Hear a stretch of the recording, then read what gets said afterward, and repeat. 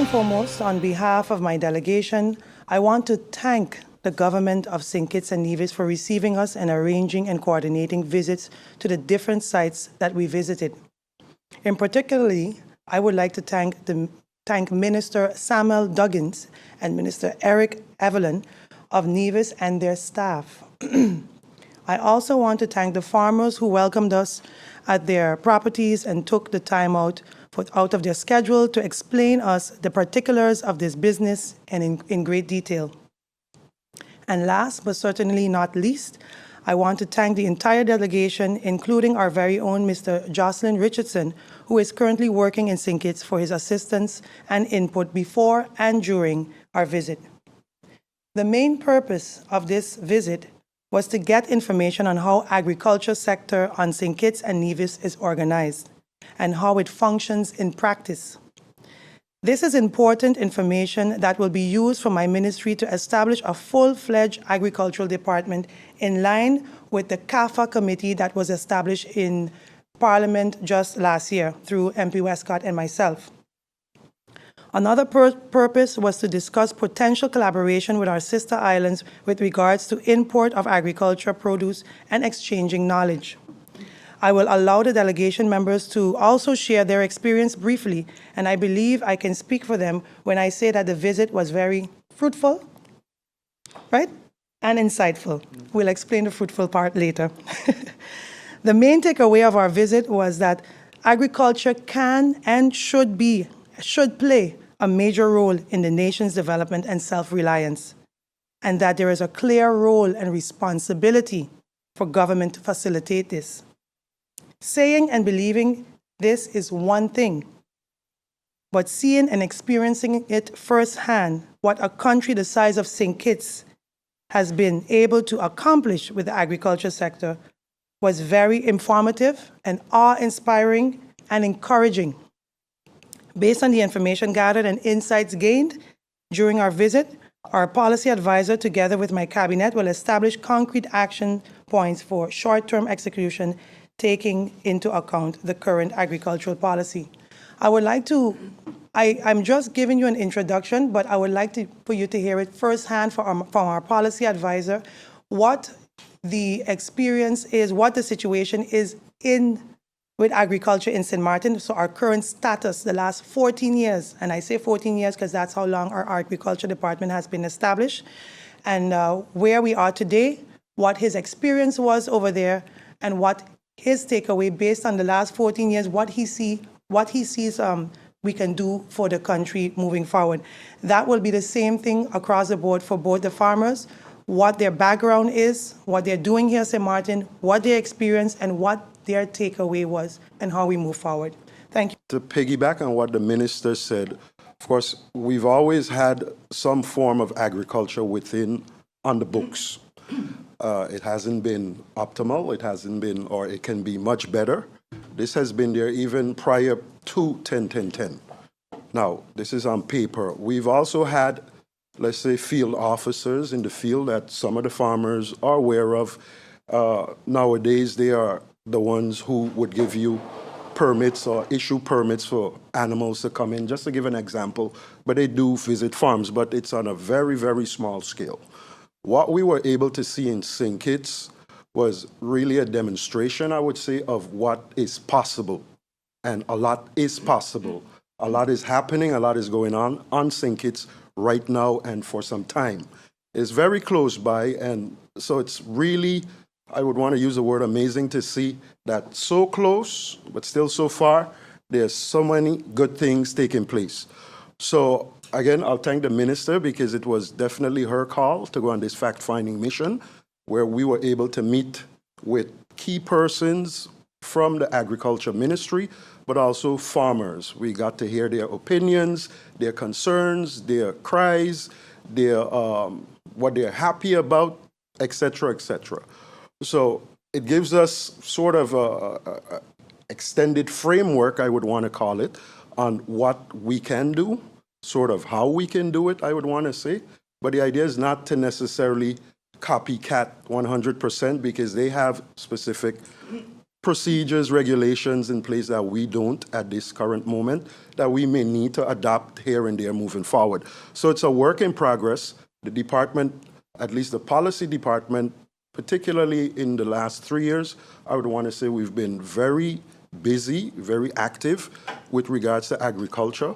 We have, since 2022, we've had the first National Agriculture, Livestock and Fishery policy, which was approved by the Executive Council at the time.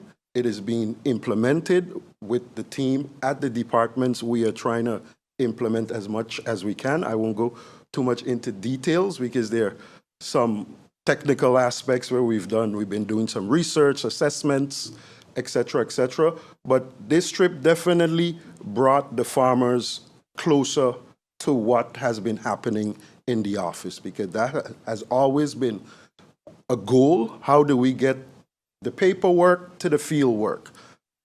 Spending a couple of days with the farmers and the minister, you get to have conversation outside of the office.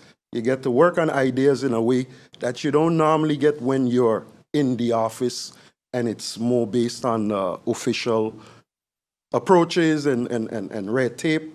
When you're on the field trip, you get to talk freely, you get to hear the opinions, and you get to share concerns or give suggestions.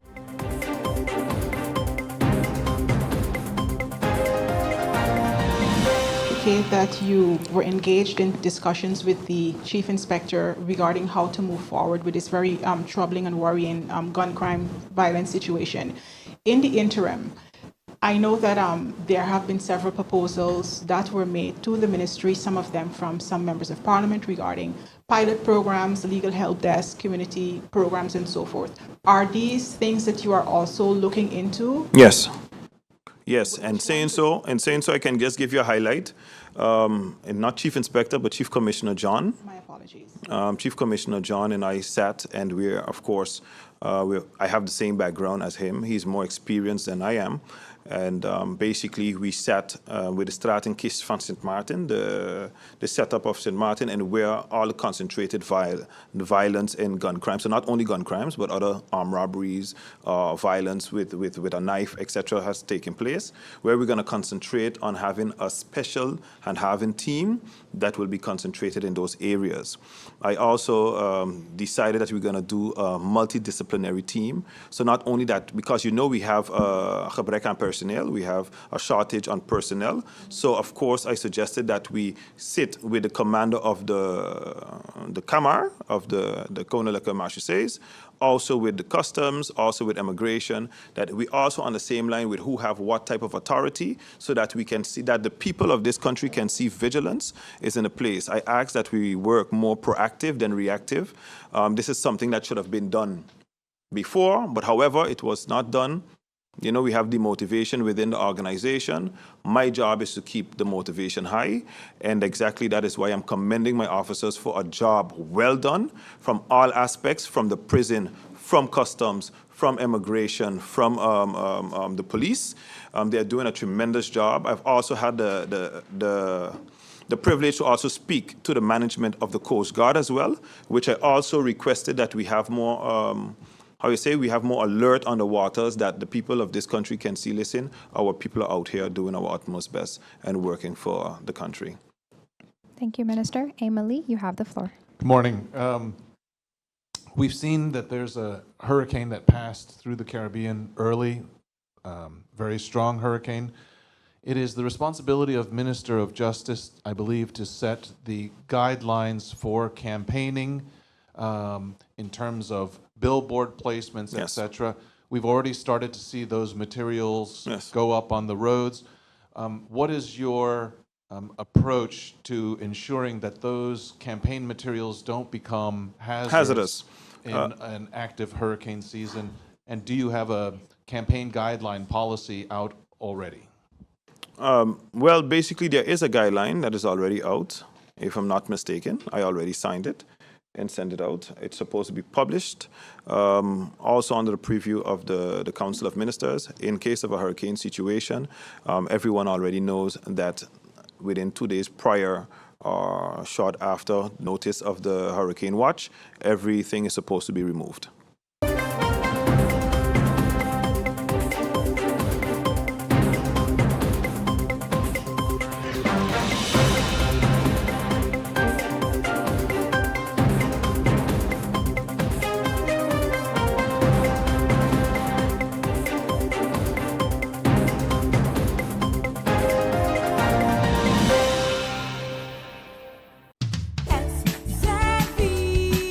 Your social and health insurance is your social and health insurances. Are you SXV insured? Do you have a valid medical insurance status? SXV is cardless. Request your My SXV account today and enter the virtual office of SXV. Go to sxv.sx and sign up now. Your social and health insurances.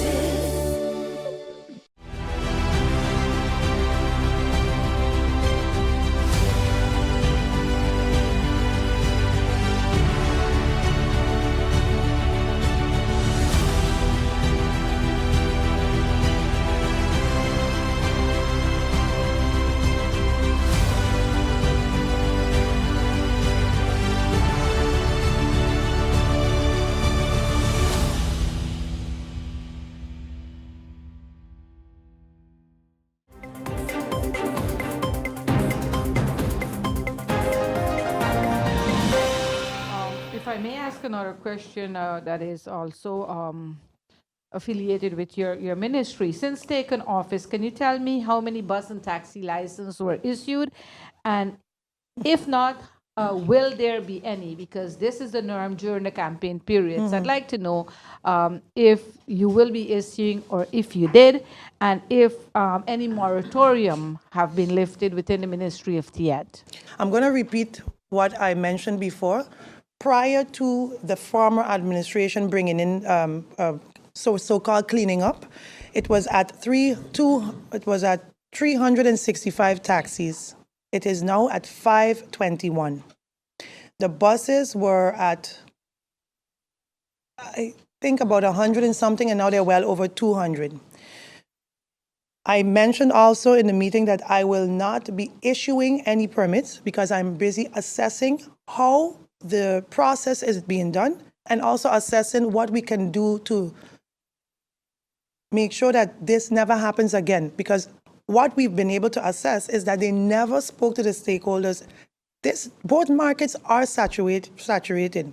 There's also a rumor going around. There's a particular ex-cabinet staff of the former administration out there saying that I will be pulling back permits from people.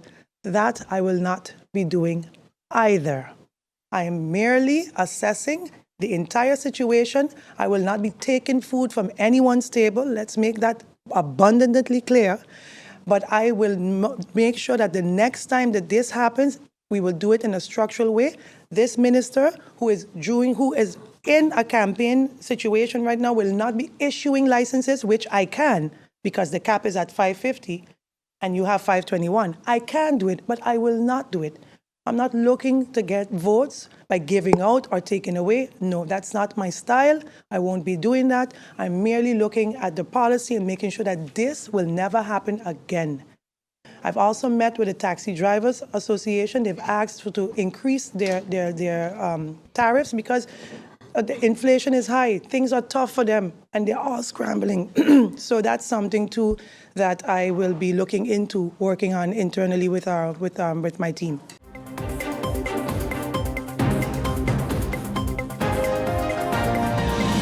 But all I got to say is the devil's a liar, and his will be done. All glory and praise to my Father, the Almighty Most High Yah. The last time I had a speech here, I started with Proverbs 29:2. Nothing's changed. That verse is, when the wicked rule, the people will suffer.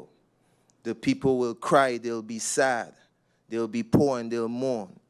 But when the righteous is in authority and power, the people will be happy. The people will prosper and they'll be wealthy. As you can see today, the people are suffering. The people are crying. And the Most High have gave you all, this great nation, St. Martin, a righteous nation. I don't care what nobody says. I love St. Martin. That's why I fight for it. Another chance to vote for him, which is ECE. I registered ECE, but he created ECE. So ECE is for the people, by the people, created by the Most High. So a vote for him is a vote for ECE. We stand for righteousness, unity, and love empowerment. We empowering the youth of today and tomorrow for today and tomorrow. And as you know, I love the youth. You guys always see me trying my best to look out for the future generation, especially my little nephew. Everybody know me as Uncle Cuz, right? And as the proverbs say, anybody who causes these little children to sin, to do wickedness, right, interferes with their future, it's better you put 2 blocks around your neck and jump in the water, the lagoon or the ocean, because there will be wrath, right? We know right now there's a lot of wickedness, greed, idolatry, abominations, obeah, confusion, chaos, and corruption in the island. As you could see, it started from our government go right down. We back again. I just been here a few months ago. I told everybody, when the righteous is in power, everybody gonna be good, but we right back. So this gives you an idea of what we're going through. That's why ECE have waged a war on corruption, and we have a political revolution going on throughout the island, transparency. You ain't seen no parade today. I could have brought out a lot of youths with bicycles and stuff. You ain't seen no big show, bunch of flags and all that stuff with me. Because after this, we're going right back to work. I got to help defend my people at the hospital. They calling me every day. This is what we do. So we ain't come here for no show. We came to work. But I know some people might say, yeah, but ECE, how can you do this by yourself? We don't have enough people here. We have enough righteous people here. I know the church might, get the criticism every now and then, but I'm using them because they believe in Christ. Jesus Christ, as the world call him. I call him Yahushua, right? That's the Messiah. They got about 100 churches on the island. So if even 10 righteous people in the church vote ECE or supports ECE, we got 1,000 supporters just from there. I'm not even talking about nobody else. So this is why I say that the righteous people, the strong people, have to come out and stand strong. Then we could make a change. We face a big problem on the island. You know one of the big problems on the island? The buy and vote and the sell and vote. This has been going on since our ancestors back in the day. And you know who's suffering now? Us. And you know who will continue to suffer if this continues? The children. Because every time you buy a vote or you sell your vote, a sinkhole ain't gonna get fixed. Every time you sell a vote, a pothole ain't gonna get fixed. Every time you sell a vote, the roads is not gonna get fixed. The library won't get fixed. The education department will get neglected. Look at Sundial School. Since Irma, it didn't get fixed yet. This is the problem. The sports facilities, they got basketball courts, they got parks, all these stuff is gonna be neglected because we are selling our votes as a nation. If we don't care, how can we expect our leaders to care? Look at the sewage and the drainage. We got rivers of sewage water, cesspool water we call it, running on the road every time it rains. Dutch Quarter, they got children riding through it on bicycles. It's a shame. Look at the projects in Belvedere. Every time we sell a vote, this thing gets neglected. This is why I said I'm going to continue to make a sacrifice to help the people, whether I'm elected or not. Look at GB. I was protesting for GB for what? A month, 2 months straight. Me and my pregnant cousin. Now you see the baby. That's why I made sure I brought them. And look what's going on. Current could come off any day. I don't know if we have generators in there, but in different districts, current is off all day. Look at the infrastructure on the road. Look at Enya. People walking away, embezzling our people, and walking away with it. This is a problem. This is a problem. And one of the problems is politicians and parties, they spend so much money buying the population that they have to make their money back, a return of investment. They have to make maybe 10 to 100 times that money back. Can we blame them? Because we are the one encouraging them. This is the problem. So I hope this change. There's a lot of things that could be said, but I don't want to take up too much of your time. But look at the permanent jobs and stuff like that. You could barely get a permanent contract, but yet companies could come here and get permanent, but can't give people permanent contracts. And what does that happen? You can't open a bank account. You can't get no loan to put furniture or stuff in the fridge. You can't get a loan for house and all them stuff like that. This is a problem. But yet the prices are rising and rising and rising, but the salary ain't rising. How can people survive off of the money we're making right now, minimum wage, when everything high? How can struggling single mothers survive off of the social system right now? When you don't have a permanent job, you can't even get health care. So it's a problem. And this is what's causing the issues in St. Martin. I hope we could take this time and say, look, at least we have somebody that cares. He ain't care about putting on a show. He puts in work. He ain't here for the money, right? Because I could have filled up my list too, but people want to join the party for money. That's why I respect these two men here, because they say, you know what? You don't got to pay us, Nigel. We see your vision. We know what's going on. And we want to take part in moving this country further for our children, for our youth, for our elders. Look at the pension. As I came up here, I seen some elders there saying, boy, hey, we want you to get in so you could look out for us. Because they're struggling. They work so much in their life, paying high taxes, up to like 40% taxes, and then what? And now they retire, they can't get nothing. They can't get enough to pay their phone bill, get food or nothing like that. This is a problem. This is a problem. So right now, vote for righteousness. But I know some people, yeah, you know, I going to vote for my family. I going to vote for this person because this my friend. No, I don't believe in that. Vote for the person that wants to sacrifice and serve the people. Don't vote for people that want the population to serve them. Because I show right after election, last election, they turned their back. Just like how I said, they turned their back. People call me telling me, boy, Nigeria was right, you know. Boy, next time, I going to check for you. Now is your time. Now is your time to make a difference.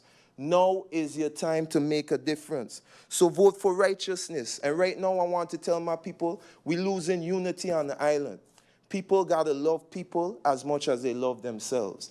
I've been to more funerals than reunions. Tomorrow I got a funeral, a cousin, a good supporter who made sure he helped and came, get the signatures and whatnot, Pedrito Arundel, and I got to go to a funeral tomorrow.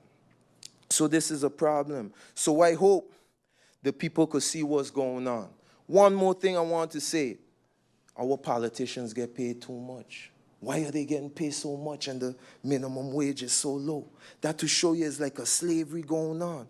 I hope my people wake up. I hope my people wake up.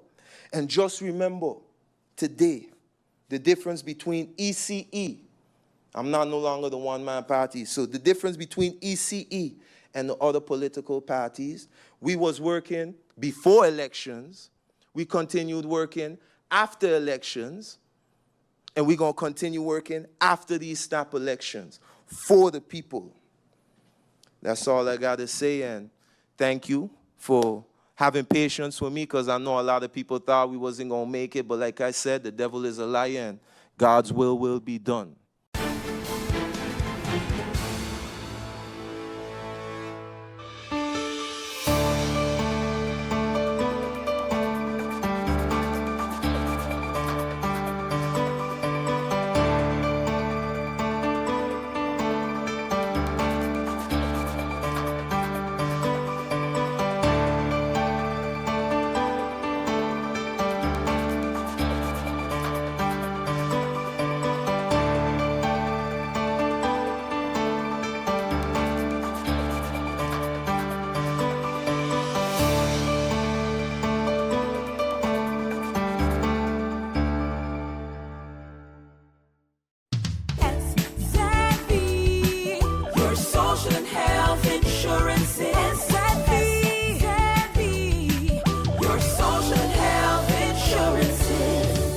you SXV insured?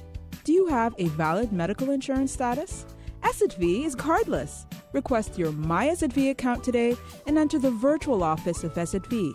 Go to sxv.sx and sign up now. SXV, yeah. Your social and health insurances.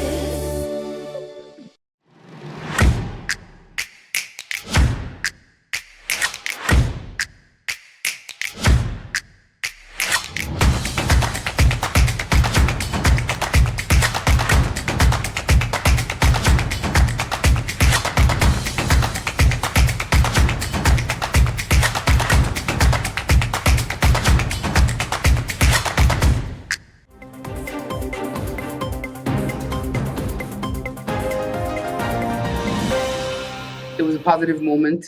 Do we like that we're coming back to an election so soon after January? Absolutely not. But I do feel that there's a sense of change in the air where people are actively expressing their frustration with the fact that we have to go back to the polls. And there are persons who are already saying that they're not going to vote, that they're tired of voting, and such. And a lot of times when I listen to people who say that, and I ask them, well, who have you voted for historically? And they will tell you it's usually one of the bigger legacy parties. And I said, okay, so why not, instead of not voting, why not cast your vote somewhere else for people that you think that are trying to be honest and trying to be transparent and pushing forward a different approach to how governance is done on St. Martin, and try to look beyond the frustration that you're feeling, because we're all frustrated. If I wasn't running, I too would probably be like, what is the point? But I then kind of sit back and I recognize the point. Like the people who are saying that they're not going to vote and such, they say, I do what I have to do, I pay my taxes, and that's exactly why you should vote, because that is going to impact how your taxes are spent. All of that is impacted by who you put in parliament and then who they subsequently put in government based on whatever majority is formed.